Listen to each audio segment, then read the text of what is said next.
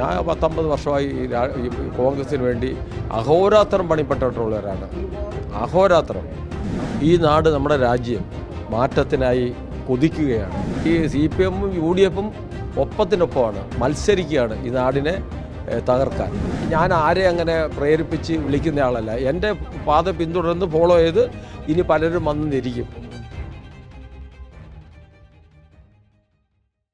നമസ്കാരം. KPCC secretary Thodiyoor Ramachandran ഇപ്പോൾ BJP-യിൽ ചേർന്നിരിക്കുകയാണ്.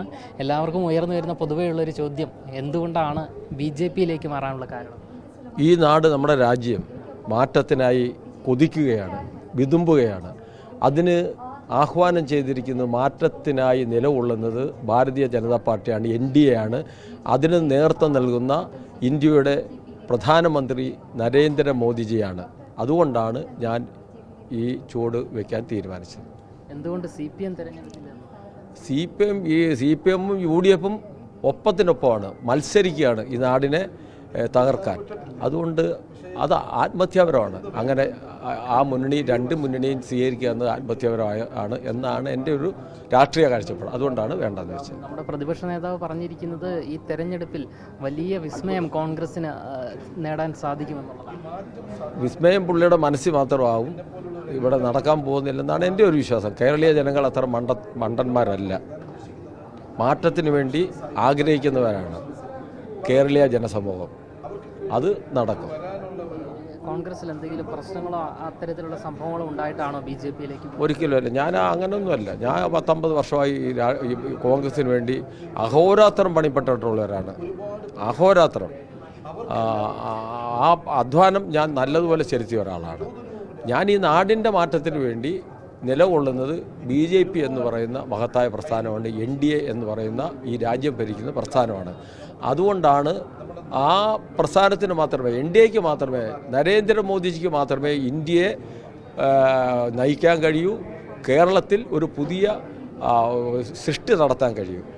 കടമില്ലാത്ത, കടക്കണിയില്ലാത്ത, കടഭാരം അടിച്ചേൽപ്പിക്കാത്ത, കടത്തിൽ നിന്നും മോചനം ഉണ്ടാക്കാൻ കഴിയുന്ന നല്ല ഒരു നാളെ സൃഷ്ടിക്കാൻ BJPക്ക് മാത്രമേ കഴിയൂ എന്ന ഉത്തമ വിശ്വാസം ഉൾക്കൊണ്ടുകൊണ്ടാണ് ഞാൻ BJP-യിൽ അംഗത്വം എടുത്തിട്ടുള്ളത്. കോൺഗ്രസിലുള്ളപ്പോൾ ഏതൊക്കെ സ്ഥാനങ്ങളിൽ താങ്കൾ? KSUവിൻ്റെ യൂണിറ്റ് പ്രസിഡന്റ് തൊട്ട് തുടങ്ങിയതാണ്. 1975 ഡിസംബർ 19 കരുനാഗപ്പള്ളിയിൽ വലിയൊരു തെരഞ്ഞെടുപ്പിൽ കൂടി KSUവിൻ്റെ താലൂക്ക് പ്രസിഡന്റായി തുടക്കം കുറിച്ചു. താലൂക്ക് പ്രസിഡന്റായി 4 വർഷം. പിന്നെ ജില്ലാ സെക്രട്ടറി.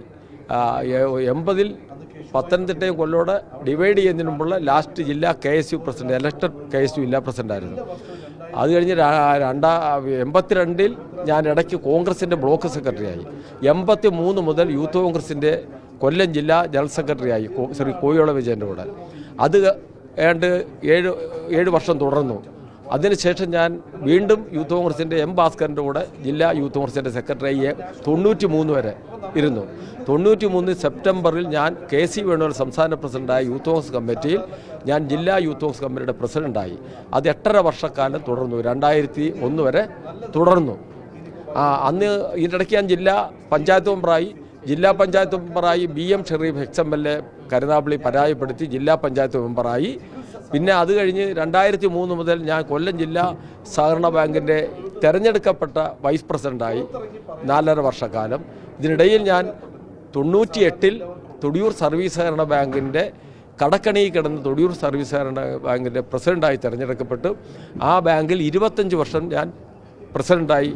പിന്നീട് 98 മാത്രമേ മത്സരത്തെ നേരിടേണ്ടി വന്നുള്ളൂ. വേറെ ബാക്കി വരുന്ന 5 വർഷം കൂടി വരുന്ന എല്ലാ തെരഞ്ഞെടുപ്പിലും LDF-കാർ ചോദിക്കും, തൊടിയൂർ തന്നെ ആണോ തുടരുന്നത്? ആണെന്ന് പറയുമ്പോൾ അവർ മത്സരിക്കുന്നില്ലെന്ന പറഞ്ഞ അനുഭവമാണ് എനിക്കുള്ളത്. അങ്ങനെ 25 വർഷക്കാലം പിന്നെ മത്സരമില്ലാതെ തന്നെ ആ ബാങ്കിനെ നയിച്ചു.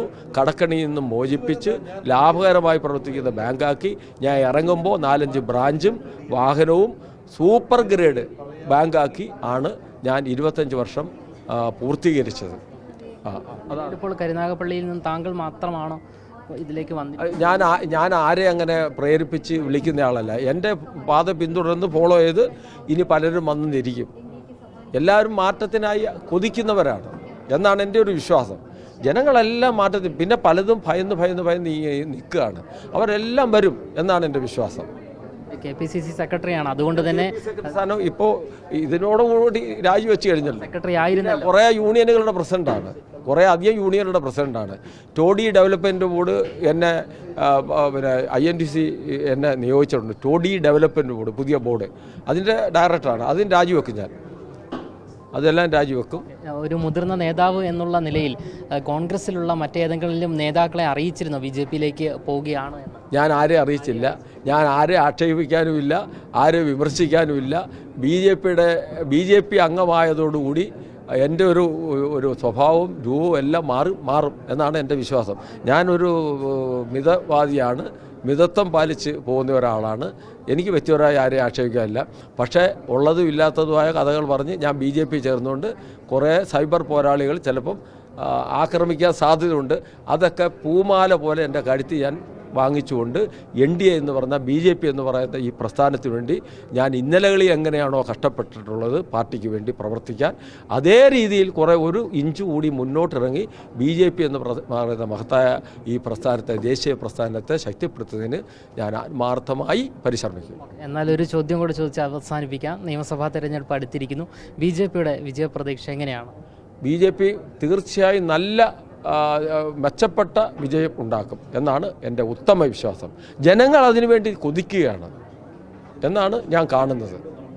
എന്തായാലും നിയമസഭാ തെരഞ്ഞെടുപ്പിന് ദിവസങ്ങൾ മാത്രം ബാക്കി നിൽക്കുകയാണ്. KPCC സെക്രട്ടറി ആയിരുന്ന ശ്രീ തൊടിയൂർ രാമചന്ദ്രൻ BJPയിലേക്ക് എത്തിച്ചേർന്നിരിക്കുന്നത്. കരുനാഗപ്പള്ളിയിലടക്കം വളരെ വലിയ മാറ്റം BJPക്ക് ഉണ്ടാക്കാൻ സാധിക്കും എന്നുള്ള പ്രതീക്ഷയാണ് അദ്ദേഹവും പങ്കുവയ്ക്കുന്നത്. ക്യാമറമാൻ അഖിൽ അശോകിനൊപ്പം അമൽ രുദ്ര, മറുനാടൻ മലയാളി, തിരുവനന്തപുരം.